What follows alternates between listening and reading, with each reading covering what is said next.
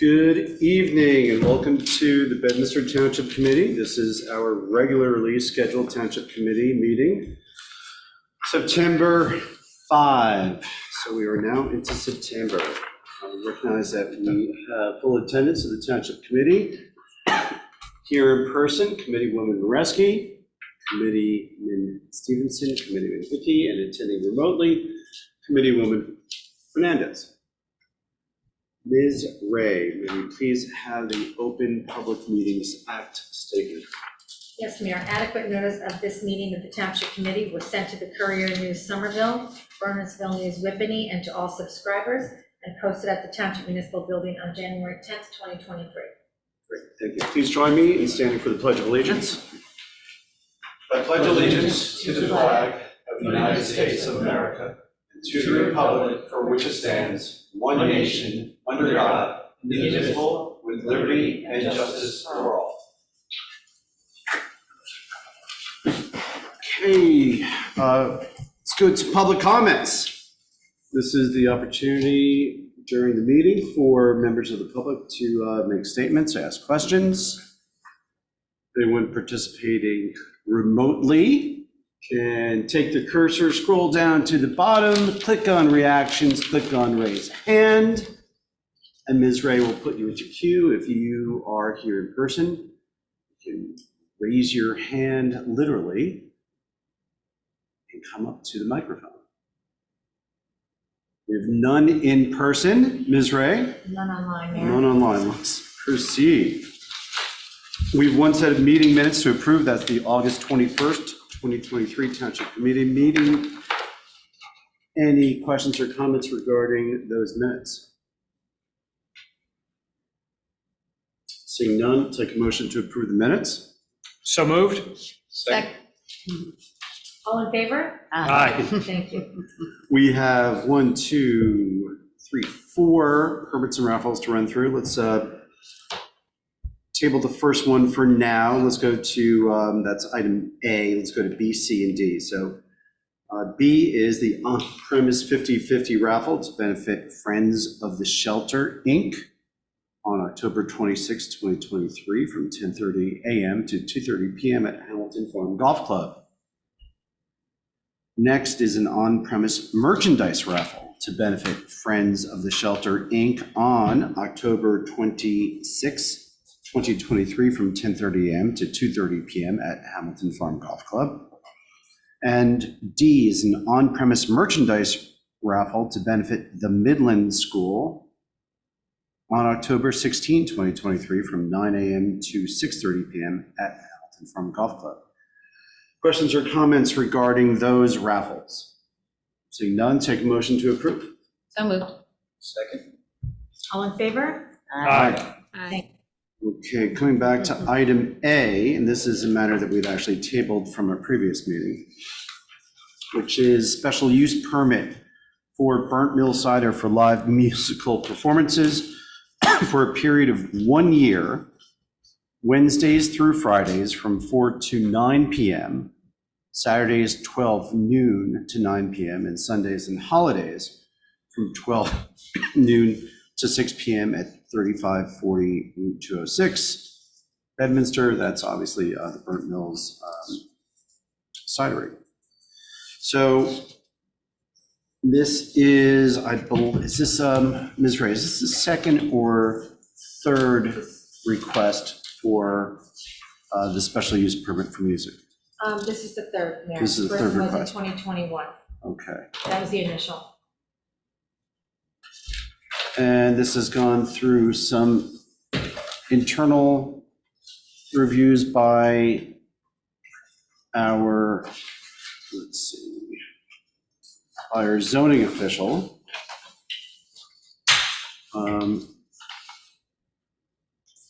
Who raised certain concerns.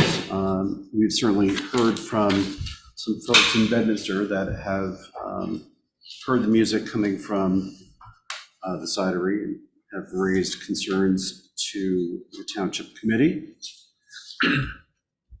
And Ms. Ray, can you run through the prior approvals if you have that? think that may be in the package. Sure, yes, I do. So the first one was for 2021, which was a live musical performances, which was approved in April of 2021, and it was underlying conditions were pending a land use board application. 2022, again, for live musical performances on September 22nd, 2022, and that was for a period of 1 year for outdoor performances. And then we have this third request now that sits for the committee for consideration.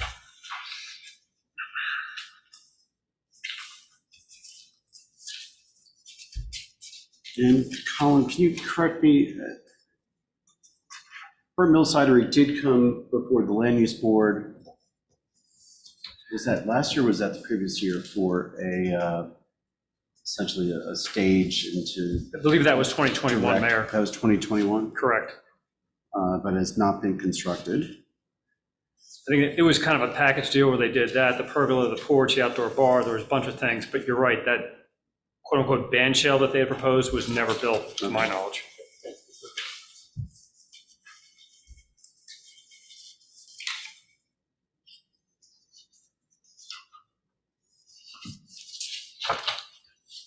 John Bellardo, it's certainly my understanding from our prior discussions, it's within our authority to continue special use permits indefinitely, right? They could be renewed every year. That's question number one. Okay, tell me when you want me to answer and I'll go through all of it. Question one. By way of background, if you look at your special use permit ordinance, which is at 13-1006, just to set the table, the Township Committee has the ability to issue special use permits, provided 4 criteria are met. One, that the grant of the special use permit not exert a substantially detrimental effect upon the uses of land and activities normally permitted in the district in which the activity is proposed. Number 2, that the grant of the special use permit will contribute materially to the good and welfare of the township or its residents. 3, that it be temporary in nature and not substantially undermine the township master plan and or the land development ordinance. And last, that it not substantially intrude into areas under planning board or Board of Adjustment control. So if you find that it meets all of these criteria in your sole discretion, you may grant a special use permit for such activity, and no other application or action shall be required of the petitioner. Now, with respect to the duration, Mayor, you are correct. You could continue to grant the special use permit on an ongoing basis for such period of time as you determine, or you can require the applicant to go back to the land use board for a more permanent solution with respect to the use of the property. Committeeman Hickey is correct. They were before the board back in July of 2001. There was a memorializing resolution in August of 2001, at which time the board was under the understanding that eventually the applicant would go back before the board for a more fuller site plan for the property. Okay, and John, just to correct, that was 2021, not 2001. Oh, did I say one? It's 2021. I'm sorry. And John Coates, the owner of Burnt Mill Cider, is now attending. Robin, is John unmuted? I am. Okay, so John, we're going through the permit, and one of the things that we were discussing, I think, before you came in, is that this is the third time we've seen the special use permit application for music has been granted twice before. And the recollection is that this was eventually to get back before the land use board in conjunction with certain other improvements. You received approvals to construct at the premises. So without, necessarily asking each township committee member, I sense there's hesitancy to grant the third special use permit for the music coming to the Township Committee rather than fulfilling the some of the undertakings that were mentioned and incorporated into the prior land use board approval. So we certainly want to. What do you mean by that? Well, the construction of the band shell and that long-term special use permits are not the appropriate mechanisms. And really that does go back to the land use board. And I think that was articulated certainly by this body last year at the previous special use permit consideration. I was actually under a different impression, Mayor. I thought my understanding was that the land use board had remanded this to the Township Committee so that they could see on so that they weren't approving something on a permanent basis where they didn't know how things were going to pan out. Right, but that was in July of 2021 with the resolution adopted in August. After that, there was again, so we've already given the, I would say, the imprimatur of approval for music, but ultimately it goes back to the land use board. And I know that you applied for, you received approvals to build, Colin, you described it as a band shell, and maybe a little bit less than a band shell, but certainly a stage or something else that would direct the music, certainly the sound in one location. John, as you know, we've had residents come before us, and whether they are within 200 feet or whether it exceeded the decibel limit, certainly there, the sound is carrying. And so, once again, without polling each member, I do sense some concern about continuing the music performances under the special use permit from the committee. So so the message is to go in front of the land use board. You're bringing up the what we call the music pavilion. The music pavilion was one part of that application in front of the land use board, of which there were other requests, one of which was to install a generator. Another was to construct a pergola. There was another one in there, maybe establishing the walkway. I can't, or the outside bar. And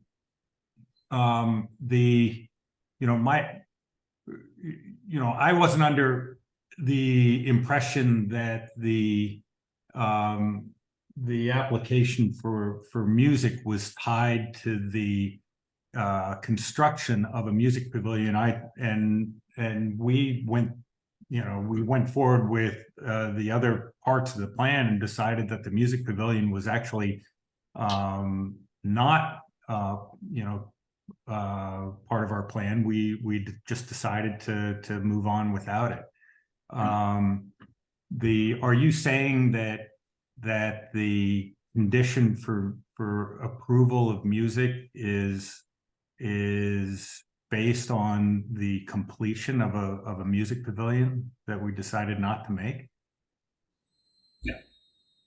Go ahead. No, I think, John, no, not at all. I think we're looking at it as repeated special use permits are now becoming the rule with respect to the operations at your location, which is okay. But to Mr. Bellardo's point, with respect to the criteria against which we judge special use permits, certainly number 3 and 4, it being temporary in nature and not intruding upon planning board control, I think we all kind of feel inherently now, we're probably beyond that with now this third renewal coming up. And it probably is now time appropriately dealt with under the purview of land use planning, right? So go to the planning board, have them review what you're proposing, the hours you're proposing music, how often, and let them make that determination, because that really rests within their jurisdiction properly. Opposed to going for special use use permit repeatedly. Now, in 2021, and I know you have the resolution from the Land Use Board.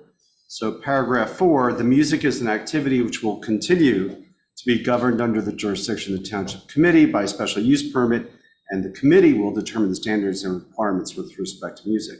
Now, once again, that was in 21, and we approved. Ms. Wright, do you have the dates of the prior special use permits? I do. Oh, here they So are. it was in that grid that we. Right, so August of 22 and July of 21. So that actually would have been after the, that would have been right after the July 1st. Would have been right after the adoption of the memorializing resolution. It looks like the Township Committee approval was August 6th, 2021. And again, looking at the date the resolution was memorialized, it was August 5th, 2021. So a day after the Land Use Board memorialized the resolution, the Township Committee granted the first of the special use permits. And the second one was September 22nd of 2022, and it was to go through now 2023. The end of 23? No, it's now, today's, last So week's date. is there anything that we can do to bridge the gap between now and land use? He's got events planned. Thank you for the question. That that anticipated my question.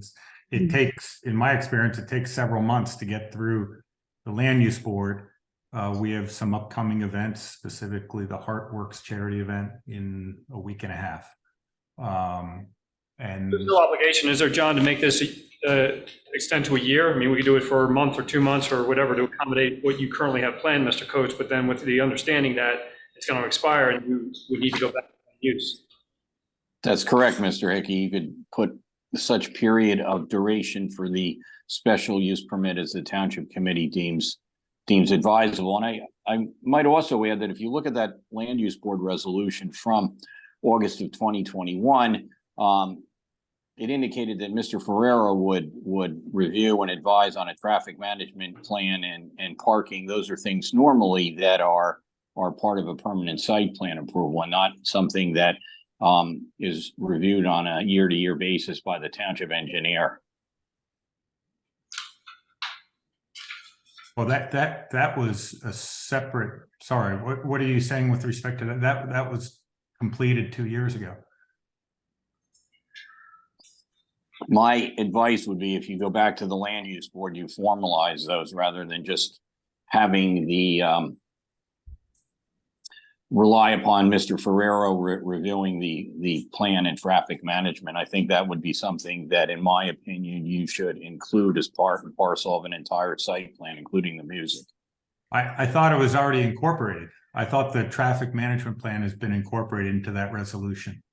It appears to me that it was something that was delegated to Mr. Ferrero, and it doesn't appear that it was delegated on a permanent basis. So I'm just suggesting to you that if you want to get this done, and if you're eventually going to go in for a site plan, that might be something that you work with Paul on and incorporate as part of the application, so it could be tied together in a universal site plan. Okay. That's just my suggestion.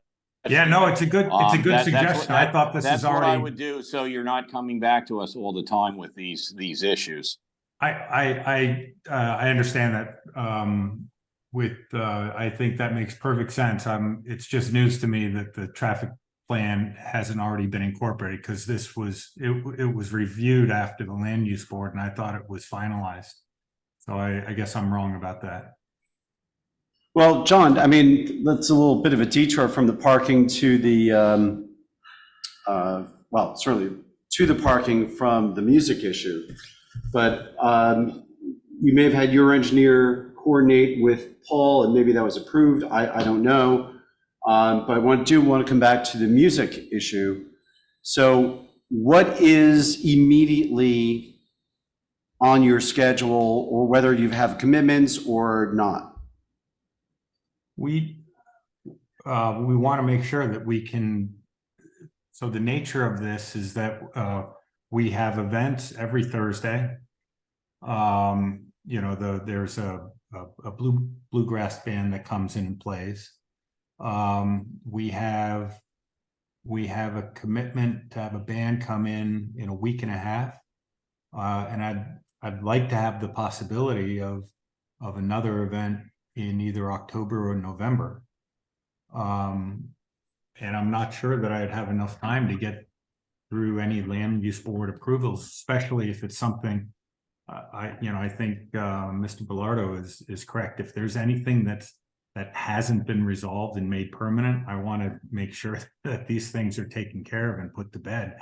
And that might take more than just a month or two. Is the music that's that's on the schedule, is that amplified? They're not really amplified. It's not the way that the big amplified bands are that come for they might have a small speaker, but I wouldn't describe it as so it is technically amplified, but I don't think it's more of an acoustic setup, and it's a much lower volume than those traditional amplified bands that come for the bigger charity events. I believe And we've never had the police come for those Thursday night events. But, the issue, certainly, obviously, there's residents on that other side that are, basically at the same elevation. So whether they're far enough away, that sound is obviously carrying.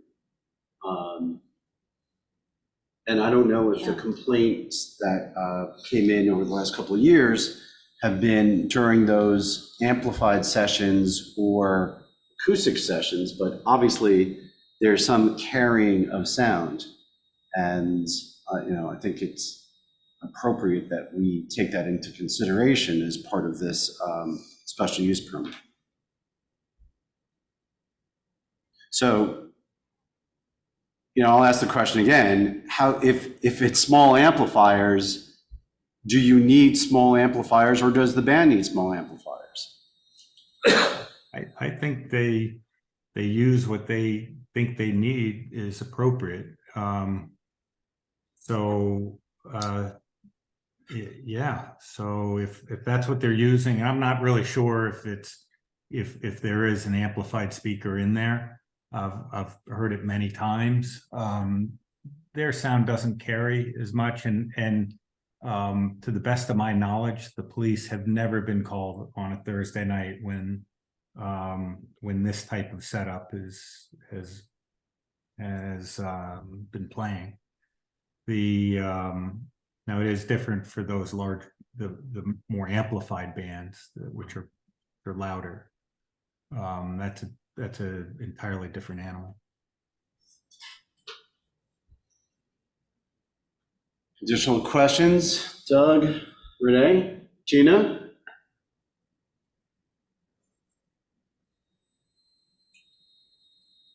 I don't have any questions. I just think that we should be mindful of existing scheduling, and I don't know when the end date in this special permit is, but there should be some sort of. Well, right now the application is for the year. Oh, it's through the end of 2023? No. For 1 year, so it's going to expire like this month. No, and then that's what we're looking at tonight. It would go another year unless we make the date a different date. August to August. Right. That's what we've been doing. We renew it every August. Okay.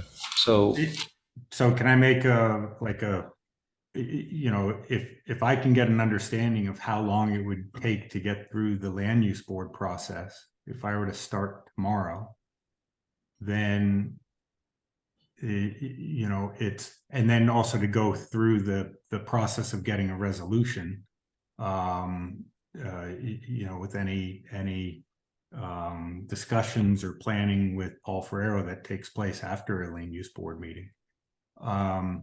Then, and I don't know how many months that is. Is it 3? Is it 4 months? So my request would be to extend I'm on board with you know, kind of getting this permanently, you know, resolved through the normal channels, if that's the land use board. I'm kind of in a pickle with respect to the events that have already been scheduled. And so my request would be to respectfully ask for an extension of the special use permit that reasonably gets me through amount of time it would take to go through the land use board. Is that 3 months or is it 4 months? Well, John, where are you on, to some extent, that just anticipating what the board may say is, your music pavilion, what are your plans? I don't have any plans to build that at this point. I didn't think it was necessary, and I didn't even think it was part of, you know, I didn't think that music approval was conditional on having a music pavilion. You know, the important thing was to, I thought, from my discussions, was to have the speakers pointing away from Route 206 and towards the trees, which is what we've done. The design of the music pavilion wouldn't have done anything to muffle the sound of the sound coming from the speakers. And we looked at it and decided, you know, it wasn't in our best interest at that point in time.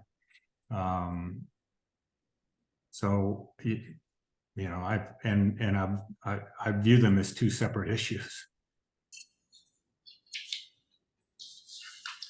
Well, you know, I think based on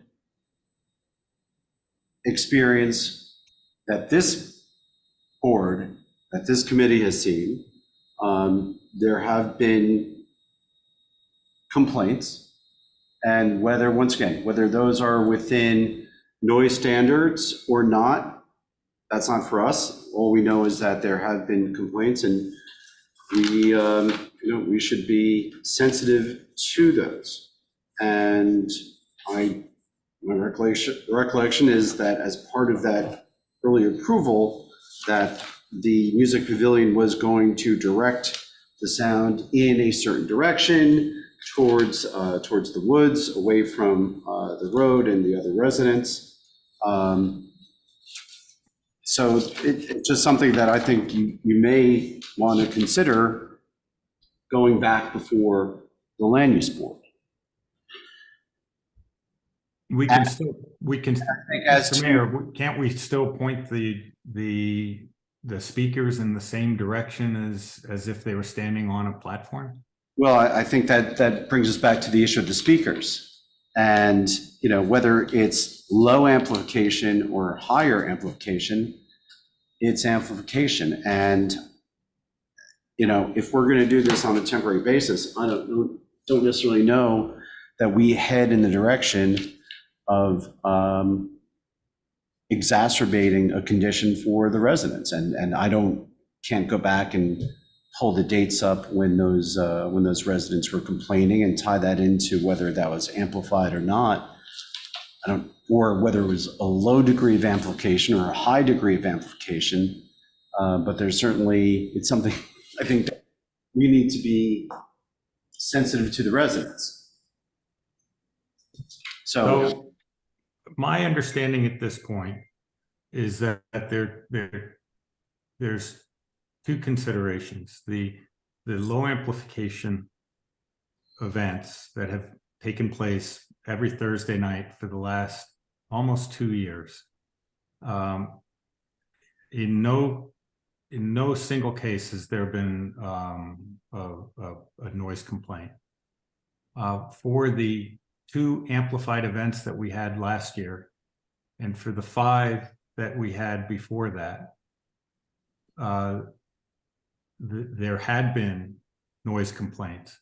My understanding is that instead of residents, it's 1 resident. I could be wrong. Now, we don't want to be a nuisance to anyone. On the other hand, I have, you know, been of the view that these charity events do serve a purpose, and they are They often have hundreds of people coming out to support whichever charity happens to be trying to raise funds at this venue. And it's usually the request of the charity organizers themselves for these bands. They're the ones that arrange for the bands. They think it's important, therefore I think it's important for their fundraising efforts. And so it's, to me, it's been, yes, there's been, an inconvenience to this one family for those 7 times over the last few years that we've had these events. They don't happen very often, but it does serve a purpose for greater society. There is the notion of a greater good going on here, and I think that should be taken into consideration. So I think we are talking about specifically the 1 or 2 events that we have per year where we have, I would call it the amplified music events. The events on Thursday nights, even if they have a speaker, I wouldn't define that as an amplified event. And specifically because I have a charity coming up in a week and a half, I certainly, and that's the only one that we have on the books between now and the end of the year. I would like the option of booking another if the opportunity arises. But I would like to have approval for that. And, I realize that that's an inconvenience for this one family that, again, to the best of my knowledge, is the only family that has issued a noise complaint. But I guess that's up for the. Yeah, and John, I do have to point out that, I certainly appreciate the value that your organizers for the charities feel that music brings to their fundraising events. But as Gina Fernandez has pointed out multiple times, our obligation is to our residents first.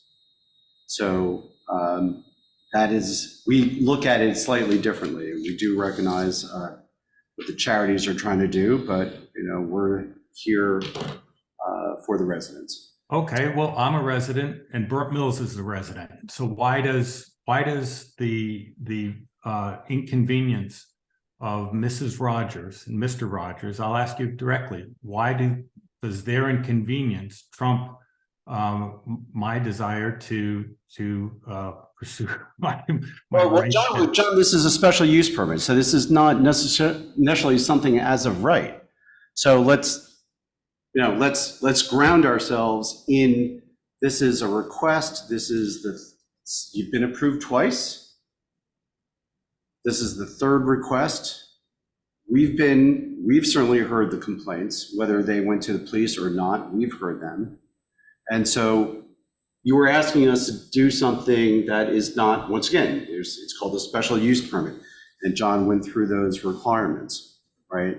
So yes, that is our job, is to be sensitive to folks who have complained about goings on.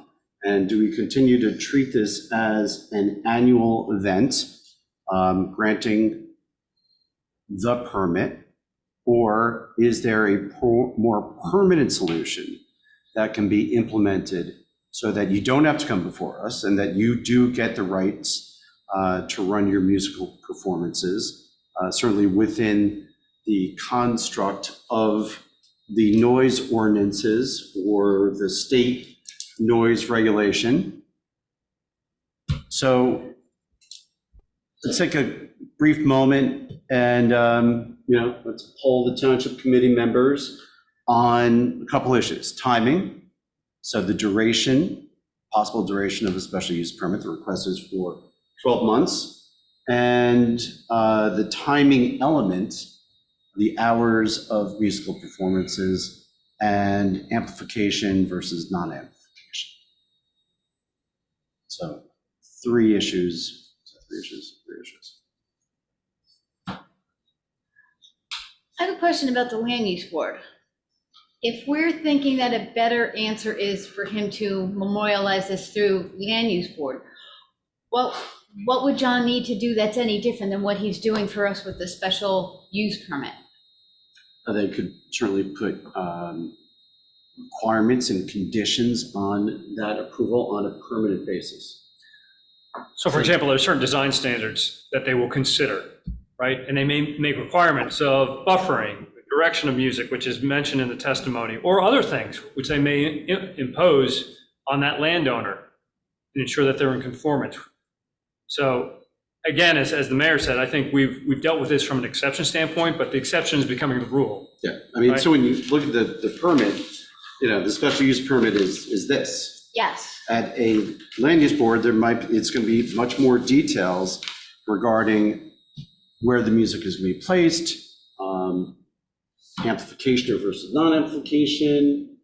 So it's a much more, I won't say it, no, it isn't a more onerous application, and there's more obligation on the applicant to present that information. Here, we're sort of creating standards and conditions on an ad hoc basis versus what might be a more formalized process. But that could be a good thing. Yeah, I have no problems going through that process. The question is how do we bridge the gap between now and then, the practical reality of getting through the land use board process is. John, you have one scheduled event, that's your Heartworks event, Yes, and then you have a standing acoustic bluegrass event on Thursdays. yes, That's what you have scheduled. correct.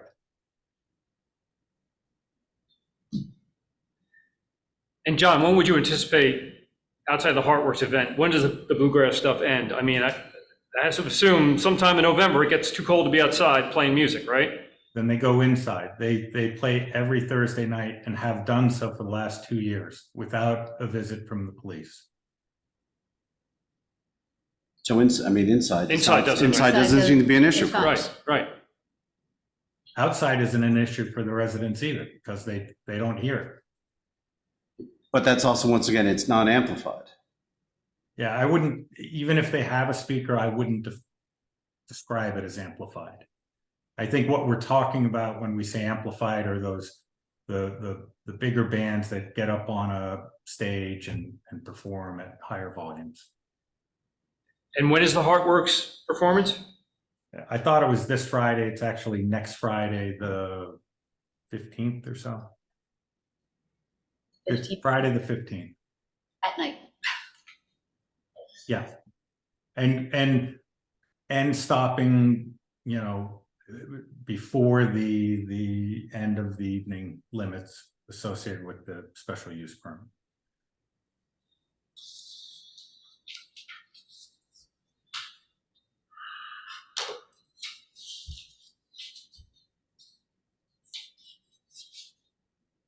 So Committeeman Hickey, you asked some questions. You got answers. I mean, look, I'd be fine extending it for a period not to exceed, the end of October, with the understanding, John, that you're going to go right back to land use, get on our calendar so that this can be permanently dealt with one way or the other. Yeah, I'm fine with that.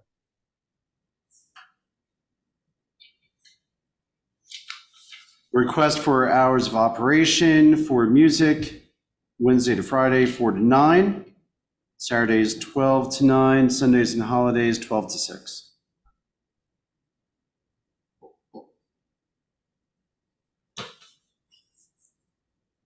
Yeah, I mean, I'm okay with those. Okay, and so let's come back to the issue of amplification. And I don't know that we should be in a position of drawing a line between low amplification. we can't. And so what are your thoughts on amplification?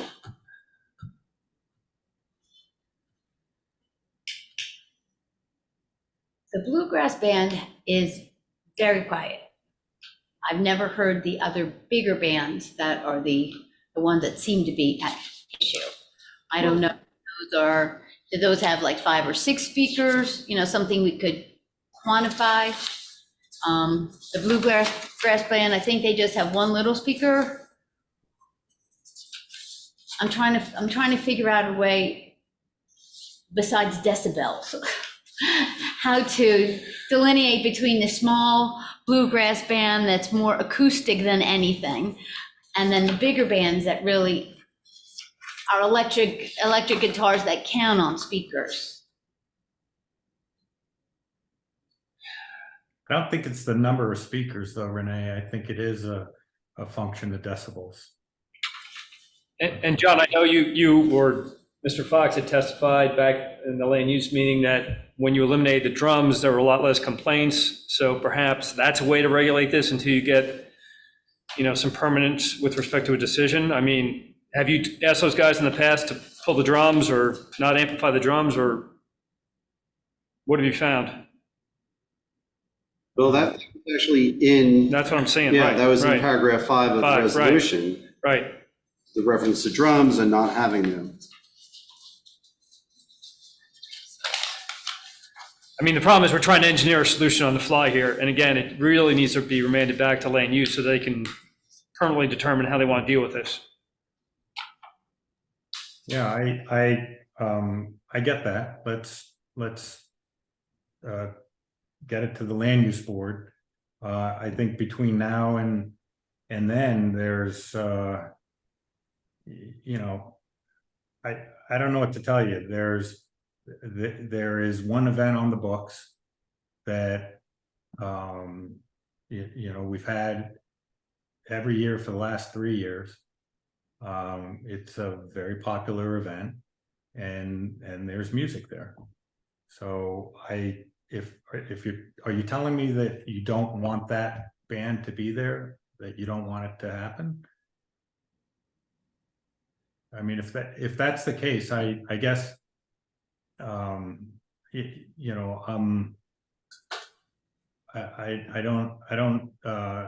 don't know what I do with that. My preference is just to have it proceed as scheduled. I'm not, I can find out if they're not going to bring a drummer. But I don't even know which band it is. I don't have any part of that.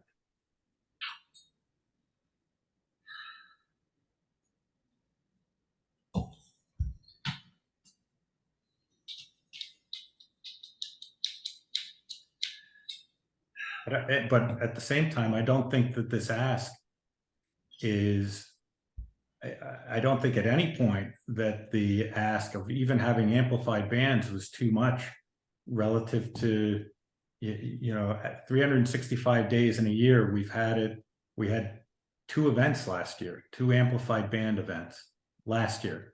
And we have 1 in the books this year. And we had 5. So over 3 years, we've had 8 events.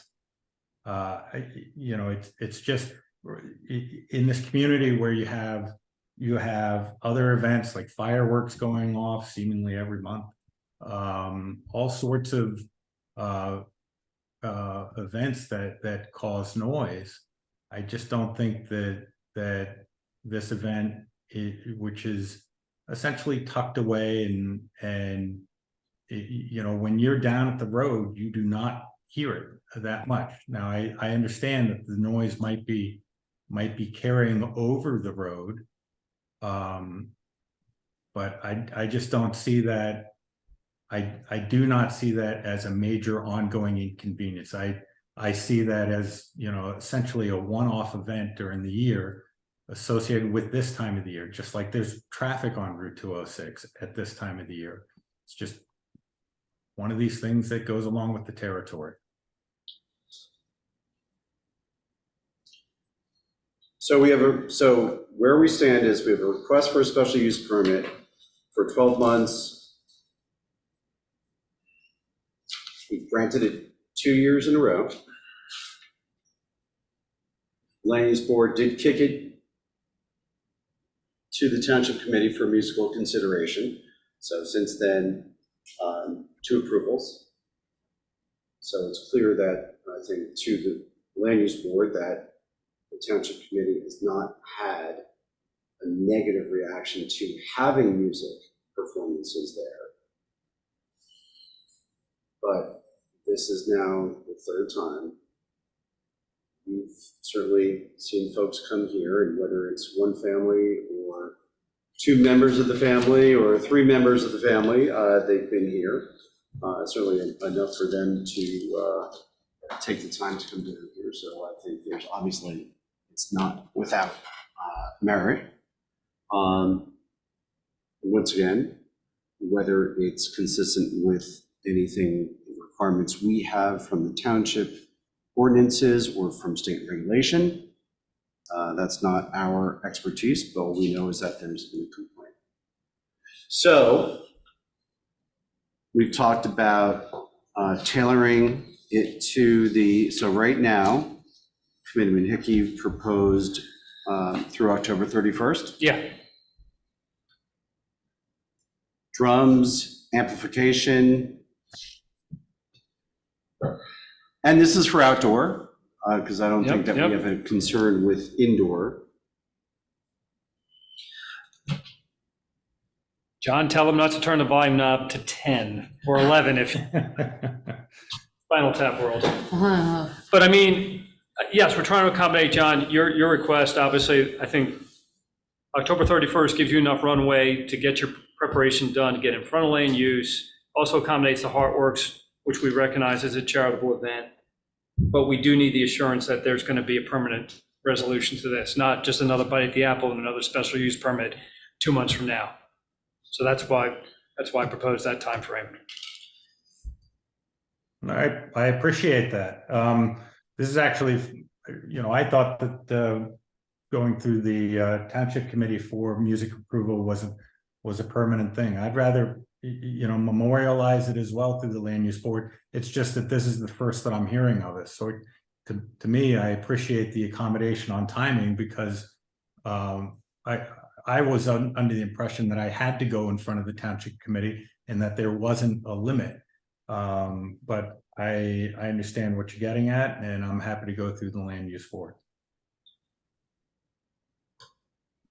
Comments on the recommendations from Committeeman Hickey? I think they're fair, and I do think that this should go back to Land Use Board for, to be made a more permanent thing, rather than John having to come before us every year. Because now it's not special use, now this is just what we do. Regular use. It's regular use, and I think that's fine. But with some of the bands, it might be a little louder. Maybe Land Use Board will be helpful in getting that squared away. Yeah. And a couple of months of time, hopefully Land Use Board can get something accomplished, and then John will be taken care of for the rest of the year. So, look, I understand Mr. Coates' predicament, certainly. It is one resident that's coming out several times, I get that. I think where I fall down on this is that, if you look back on the history of this, we gave special permits for outdoor dining for COVID, outdoor sales for COVID. Burnt Mill Cidery was one of the first businesses that was really open during COVID. It was a place where people could congregate, right? So we were trying to encourage that and make sure that people could get out and find places to be. And then it's been a hit. I mean, people enjoy it. When you have folks that come here and complain to us and they ask, why is it we did this or we did that? We didn't do a deep dive like the Land Use Board would do, right? We made a decision, on the good of the community sitting in a meeting. And I think that these types of issues do need to be vetted by the right board that has the chops to get into it. That being said, I don't want to see Burnt Mills get hurt by any sort of plans that they've got going, any sort of events that they've got planned. I don't see this as a huge issue, but it is an issue. It's been raised. So I think we have to do our part. And rather than us just sit here and with a stroke of a pen say, here you go, have at it, let the board that really is designed to vet this stuff and dive into the granular issues, get into it, while giving the owner the protection that, you know, he's not going to have to cancel events and that sort of thing. I'd actually go with 3 months. I would say give him 3 months, give him to the end of November. By then, you're going to be inside, and then the applicant knows that come at the end of the period that there are no more outdoor music until they actually get this resolved by land use. I just don't know whether the end of October, quite frankly, is enough. I mean, if he gets on the meeting now, he's what, the middle of first meeting in October, maybe. So think about maybe the end of November, but with the idea too, we don't, you know, we understand what's in play. Let's let the Thursday events happen. The one event can happen, but give him at least till the end of November to get to the land use, or, you know, end of October, and it can be extended another month if he's made the application and things are going, you know, I mean, whatever you want to do, but both sides here have merit, but I'd be more comfortable with land use saying this is the way it's going to happen, that's what their function is, not us. We're more, you know, one size fits all. So, Gina? Thank you, Mayor. I agree to a certain extent with Doug in that, you know, I've enjoyed watching the Burnt Mill Cidery expand and grow with additions of food trucks and music, and a more permanent solution would be to go through the land use board. So I agree that 3 months is fine, because it's going to be the winter, and then hopefully the land use board can provide Mr. Coates with all the requirements he's going to have to fulfill in order to continue to have the outdoor music events, so that his business can continue to, you know, flourish the way it has been. So Colin, you were the one who said October 31st. Are you good with the November 30? Totally fine. Yep. As long as we have a path to permanent resolution, I'm happy. And then on the issue of amplification. So there's got one that may be a big band, it may not be a big band, because John doesn't know. So my personal opinion on that, Mayor, is that we shouldn't be getting into that level of detail. We're approving a special use permit. There's a noise ordinance on the books. If well, there's a noise regulation at the state level. At Okay. at the town level, it may just be, you know, I think it John, adopts I'll ask the you state. whether it's just nuisance or something else. I think it adopts the state standard. But yeah, I mean, the point being that a resident has agreed can go file an action against them. I don't know whether we need to be saying, do this, don't do that. We're saying, you Well, I can have think your that special that is permit. one of the things that we do, and we certainly can do under a special use permit.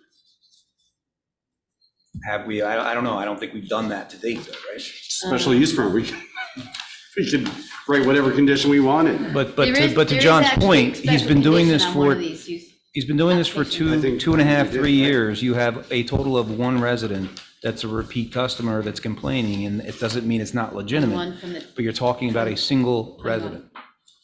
This is not a constant issue that's coming out of every time they have an event, we're getting complaints. I'm just saying that. Yeah, you know, it's also, you know, we talked about, now, maybe some other discussions. You know, this is from John's own, from the resolution, that if drums were not used, that there were fewer complaints. Music was aimed away from 206. Music was less noticeable to the residential neighbors. And that he confirmed that he will continue to do that in the future and be responsive to the complaints about music. So that was from Mr. Coates' testimony back in July 21. So I personally don't mind incorporating those elements into a special use permit. But they were already in the one that's just expiring? The one that was expiring,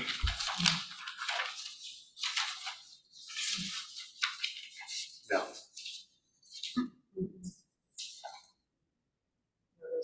No. Yeah, other than we had reserved the right to revoke. This was from the 21, we reserve the right to revoke based upon township receiving complaints.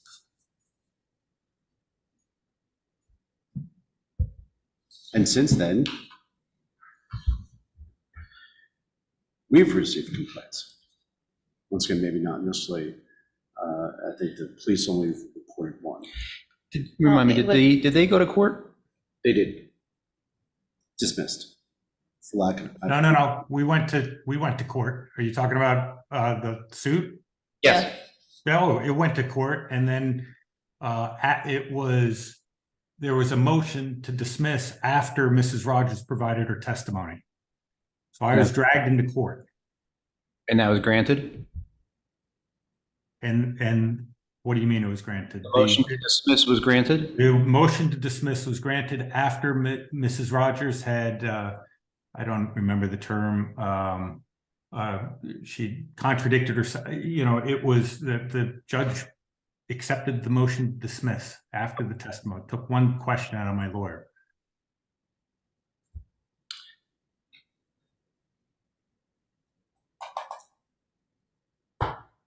Committeeman Hickey, you are deep in thought. I am fine with the 3-month extension, with the understanding that Mr. Coates is going to go back to land use. If, John, you can have those, as a condition of this, have the music pointed into the woods and away from 206, I think that might help alleviate some of the complaints. Other than that, I think the music can be amplified because I assume that's what this band is going to show up with. Okay, so that, is there consensus that those are appropriate conditions for the special use permit? Yes. Okay, take a motion to approve the special use permit for Burnt Mills. That's the Wednesdays through Fridays from 4 to 9, Saturdays 12 noon to 9 p.m., Sundays and holidays from 12 noon to 6 p.m. for a 3-month period.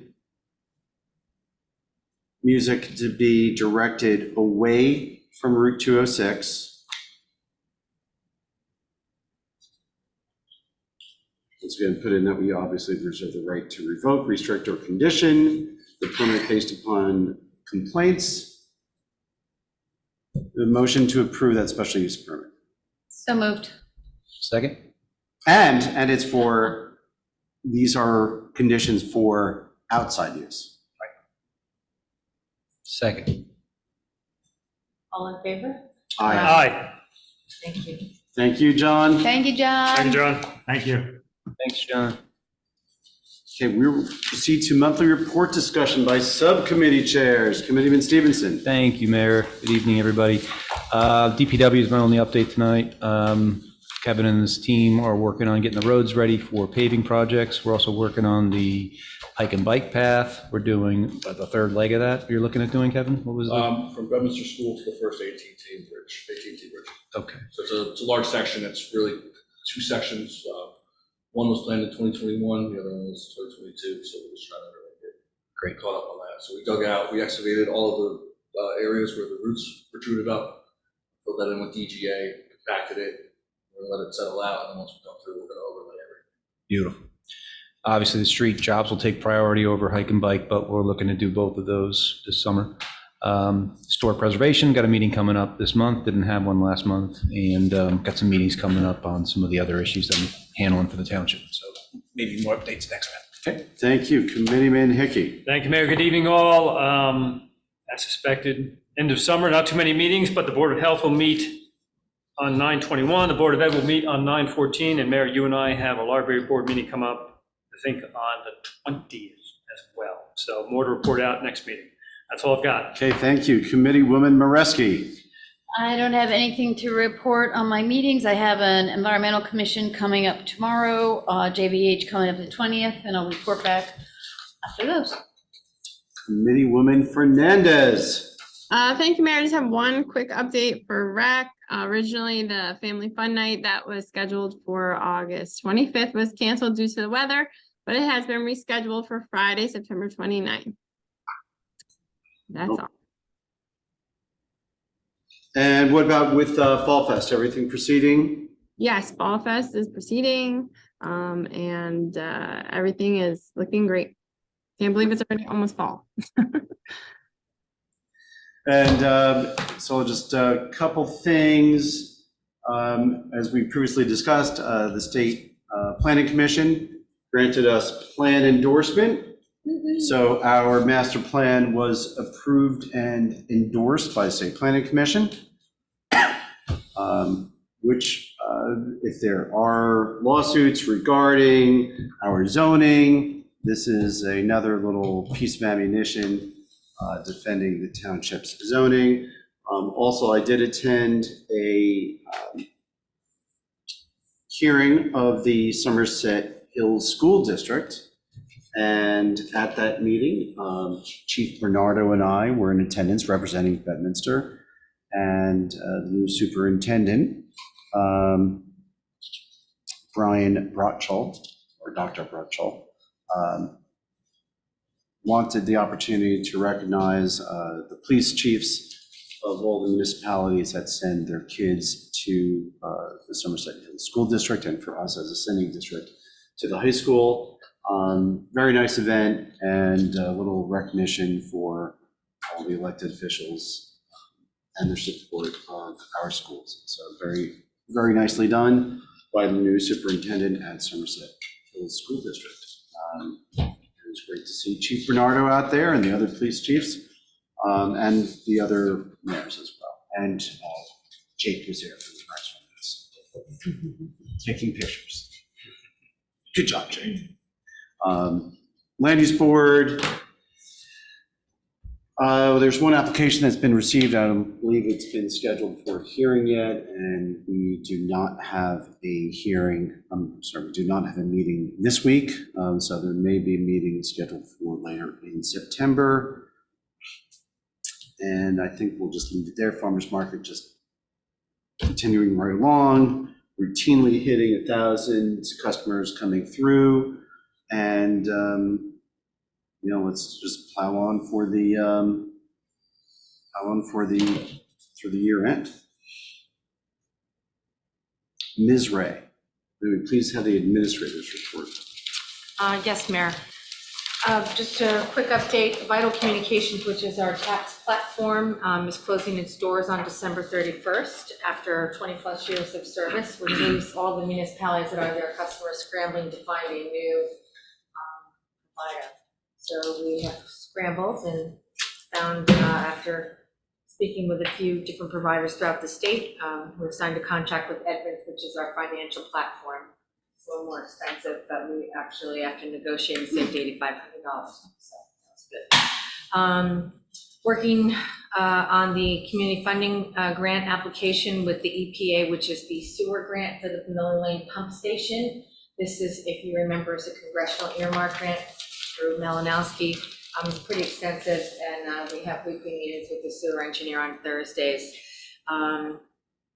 We have a joint meeting coming up on September 28th with both the sewer utility and the STAB committee, the Sewer Transmission Advisory Board committee, with the sewer engineer to review the Miller Lane pump station project.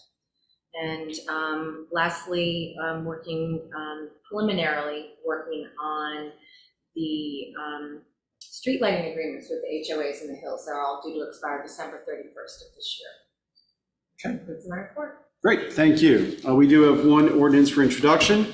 Before we introduce the ordinance, which does concern expenditures for the fire department, we do have a presentation by Chief Carson Brienza from the Far Hills Bedminster Fire Department.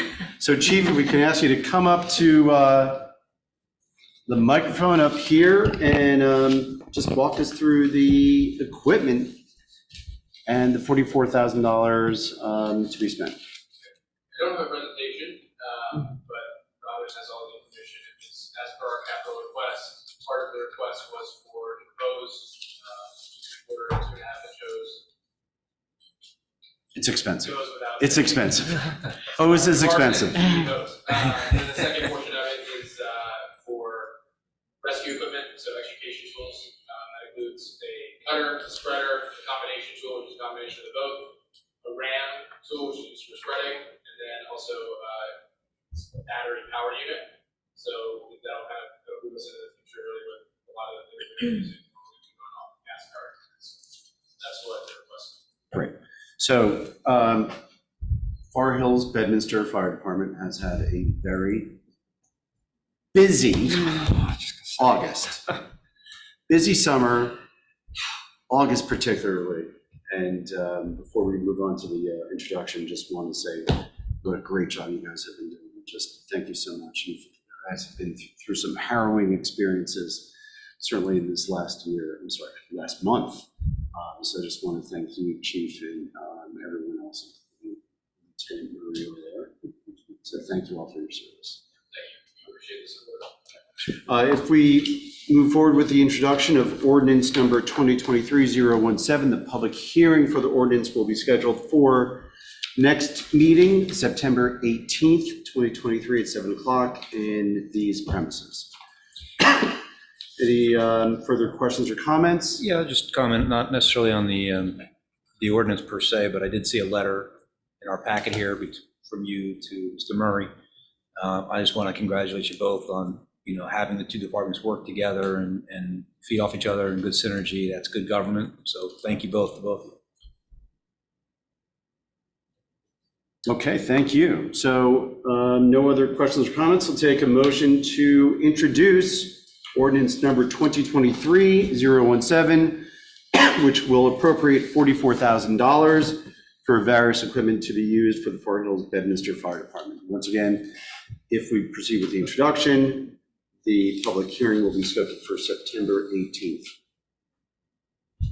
A motion to introduce. So moved? Second? Roll call vote, please. Mr. Stevenson? Aye. Mr. Hickey? Aye. Ms. Moreski? Aye. Ms. Fernandez? And Mayor Jacobs? Aye. Thank you. Thank you, Chief. Thank you. Thank you, Chief. Thank And you, you Chief. probably don't have to come for the 18th. Not that we don't want you to come. Yeah, we're always available by Zoom. Thank you. Thank you. Thank you, Thank you, Chief. Chief. We have two items on the consent agenda. Unless any member of the Township Committee wants to pull one off for individual consideration, I'll take a motion to approve the two items on the consent agenda. So moved. Second? Roll call vote, please. Mr. Stevenson? Aye. Mr. Hickey? Aye. Ms. Moreski? Aye. Ms. Fernandez? Aye. And Mayor Jacobs? Aye. Thank you. We do have two resolutions for individual consideration, and the first is resolution number 2023-127. This resolution authorizes the hiring of two new police officers by the Bedminster Township Police Department. And these two officers will be presented to us by Chief Bernardo. Chief, if we can take you off mute for a second. Right. Yes, hi, good evening. How are you guys doing? Good. Hey, Chief. So Chief, if you just walk us through the two new officers that are on this resolution for approval. Yeah, so we'll be hiring Thomas Hill. He resides in Warren County. He has 7 years of law enforcement experience, and he's coming from an agency in Warren County. And then Joshua Velez, he resides in Essex County. He has 6 years of law enforcement experience, and he'll be coming from an Essex County agency, and they'll be getting sworn in on the 18th of September, and we're excited to have them. Okay, great. Any questions or comments for Chief Bernardo? Seeing none, take a motion to approve resolution 2023-127. So moved. Second? Roll call vote, please. Mr. Stevenson? Aye. Mr. Hickey? Aye. Ms. Moreski? Aye. Ms. Fernandez? Aye. Jacobs? Aye. Thank you. And the next resolution and final resolution for tonight is resolution number 2023-129. As I mentioned earlier, State Planning Commission gave us the plan endorsement. And as a condition of plan endorsement, we are supposed to adopt a resolution that we agreed to proceed with the planning and implementation agreement, which is an agreement between us and the State Planning Commission. We went through the planning and implementation agreement when we actually made the application. So we've already seen this before. We endorsed it when we made the application, and this resolution would formalize that following the plan endorsement. So any questions or comments regarding Resolution 2023-129? Seeing none, take a motion to approve. So moved. Second? Roll call vote, please. Mr. Stevenson? Aye. Mr. Hickey? Aye. Ms. Moraski? Aye. Ms. Fernandez? Aye. Mayor Jacobs? Aye. Thank you. Take a motion to approve the bill list pending review of individual invoices. So moved. Second. Roll call again, please. Mr. Stevenson? Aye. Mr. Hickey? Aye. Ms. Moraski? Aye. Ms. Fernandez? Aye. Mayor Jacobs? Aye. Thank you. New business. Do we have any items for discussion under new business? Okay, let's go to old business. Ms. Ray, let's start with Pluckman's signage, which we can probably expand to all the DOT signage. Any updates from Meredith or anyone else down at DOT? Not at this time. No? Mr. Hickey, utilities. Just a quick update, Mayor. JCP&L, we continue to follow up on the replacement schedule for aging equipment in the hills. Now that the physical equipment inspections have been done, I received an inquiry even today from somebody in Village Green regarding the status of one of the transformers that has seen better days. We will continue to work with JCP&L to make sure those are being targeted for replacement. At the same time, speaking of old equipment, we continue to pursue the removal of the spare pole located near the Pluckman Inn that we found a couple months ago during our walkthrough. We will ensure that it gets removed within the next month or so. I know they have a work order out, so its time is limited. Oh, they got a work order out, so that's a month. That- Yeah, there's a solid month right there. Welcome to utility Yeah, timelines. well, great. It's Great. it's glacial timeline and utility timelines, but no, Okay, that work order is gonna, I think as good as gone. the more we remind them, the better off we are. So I'll continue to follow up on that one. And Altice, I do not have any updates at this time. Okay, thank you. And for Committeeman Stevenson and Attorney Bilardo, anything on Pluckman Park? Nothing, Mayor. Not really. Okay, we'll go with that. We do not have an executive session tonight. We do. Renee, this is your chance. Right now. You could do it. All right. You can can do it. Do you want to do it? Sure. Okay. We'll speed through it. Renee is going to give us an introduction, well, actually not an introduction, a summary of a presentation that was made at the Environmental Commission, or certainly a presentation that was prepared on behalf of the Environmental Commission. So Correct. I'm gonna- This is a presentation prepared by Black Lagoon, the company that takes care of our Bedminster ponds. Chris Watkins is the gentleman in charge of the project. There's a lot of information, but I'm not going to drag on, so if you want to go to the next slide. We'll do that as soon as I can. Gives me control. Sorry about that. Vanna, you're fired. So this just tells everybody where this pond is if you don't know. It's a 6.5 acre pond located between the North Branch and the Raritan River, and Route 202 in Bedminster. It's right off the hike and bike. If you've never been to the hike and bike, you probably don't know where this pond is, but it is pretty large. The pond is fed mostly by overland flow with 2 horizontal pipe outlets, and there's basically no outflow. So this was left over from the building of our highways around here. They dug out the dirt to use in the construction of the highways, and it simply has become a pond filled in with overflow and rainwater. Let's go on to the next one.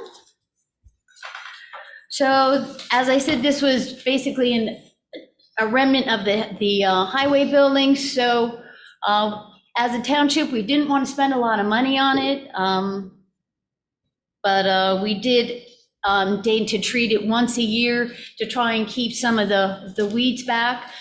And after a while, it wasn't doing too much. So we can go on to the next slide.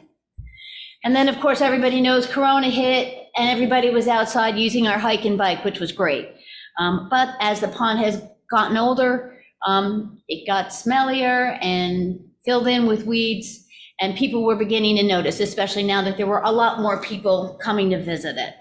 So the EC had hired Chris Borak and Chris Watkins from Black Lagoon to come in and take a look at the pond to see what we could do.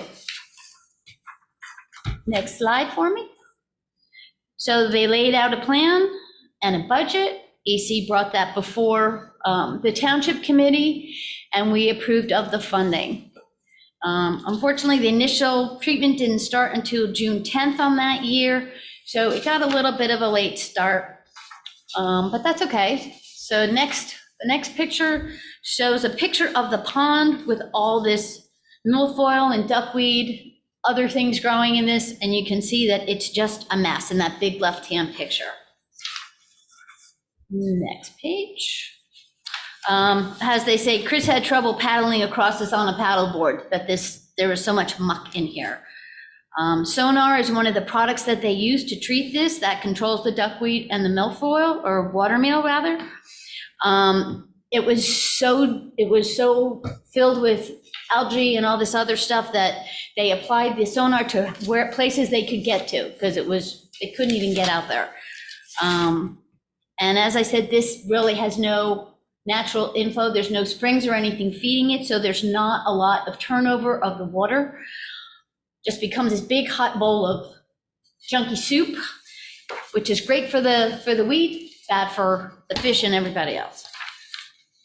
So if you turn the next page, you see after they've treated it, 11 days, 26 days, how effective these treatments went from a big handful to much smaller. Next page. You can see that there's only a little bit of junk in the middle at 42 days. The next page is next picture is 2.5 months post. It's nice, bright and shiny. This following page is their 2022 plan. I'm not real good with this one, but it does show you that in New Jersey, you need to be treating around March and April. So in that first year, we kind of missed it, but in the subsequent years, that's when they've started planning, treating the ponds. So we've had much better luck. Next page. So in 2022, they started on April 27th, which gave them a good start for the year. Turn the page, you could see on May 9th how effective that was. Lots of shiny stuff, not a lot of garbage that you could see. There we're using the Sonar 1 still, and then as you get in farther into the year, July 5th, basically the whole pond is now in pretty good shape. So for anybody who understands herbicides, which I'm learning a little bit of, during the course of 21 and the earlier start of 22, they were using contact herbicides and systemic herbicides. The contact herbicides really just treat the stuff on the top and kill just whatever the herbicides touch. Systemic herbicides are absorbed into the weeds and kill down to the roots. So as we've gone on and treated more and more of the stuff that's up on top and killed that, now with the systemic herbicides being able to work, now we get to clear off the top and the bottom. So in 2023, they were able to eliminate the use of the contact herbicides entirely and just use the systemic. So I think the plan for this upcoming year is to start again early in April, but now since the pond's in much better shape, we can use more environmentally sound herbicides and treat the pond less. So kudos to the Environmental Commission, who took this on, brought it before us, and have been staunch advocates for this pond. And one of the things I thought of as the EC sent me all this information is this pond is not too far from the AT&T campus. So I think this is going to be a nice addition when we're walking new companies around to see that place. Here's a nice little pond, sit out, we've got benches and stuff out there. It's lovely. I think it's going to be the gem that everybody was hoping it would be. Great, thank you so much for that presentation. Thanks, Renee. You're welcome. Great, Renee. Okay, now we'll go to Township Committee comments. Committeeman Stevenson. Thank you, Mayor. Thank you, Renee. No, my only comment is that we got school starting tomorrow, so good luck to everybody. And Bedminster School won't be there for the first time in, 15 years or so off to high school, but good luck to everybody this year, that's all. Just trying to think how many years it's been without a Township Committee member not having a child in the school. It's been a very long time. Very long time. Don't look at me. Hey, hey, my family we did our share. And we all. Committeeman Hickey. Thank you, Mayor. Just want to give a shout out to Robin and her team. So she was a little modest before when she mentioned the transition from Vital, our task collection software, to Edmund. So you never want to be in a position where a software or software as a service provider goes out of business, because the folks who then take that business on know that you're in a crunch, right? So guess what? These guys did a gang tackle between Adriana, who's our tax collector, Robin herself, and Elliot, our IT director. They all worked on Edmonds to get that price down, because that's kind of our philosophy here in Bedminster, right? We worry about every penny, every dime, every nickel. So they negotiated, in spite of the adversity they were facing, and got that number down significantly. To the point where we're going to be, I think, basically at par on a recurring basis. Correct. That's a phenomenal job, Robin. Thank you for championing that and making sure you're always watching out for the taxpayer dollars. Well done. Okay. Mayor, that's all I have. Thank you. Well done, Robin. Committeewoman Moreski. Just one more thing for Environmental Commission. Don't forget Bat Night is this coming next Friday, the 15th. It's going to be in River Road Park at 7:15. Hopefully it'll be dark enough at 7:15 to see the slides. Leah Wells is again doing the presentation. She's fabulous, young girl, really excited to be there. And we'll be seeing slides, and then as it's dusk, the bats fly overhead, and she usually brings her echolocator thing so you can hear them too. So that'll be exciting. Thank you. That's all I got. Committeewoman Fernandez. First, I want to say thank you to Renee for that amazing presentation. I didn't even know there was all kinds of herbicides or whatever that word was. And that was very informative, and the pond looks great. So thank you for that. And thank you to the EC for all their hard work on that. And I just wanted to echo Doug's sentiments that I hope everybody has a wonderful, happy, healthy, and safe school year. That's all. You too, obviously, right? Gina, when does your school start? Oh, I already started. Oh, She's in full gear. You can hear it in her voice. Yeah. so Already. real quickly, if you haven't noticed, there's a new sign on Route 206 Yes.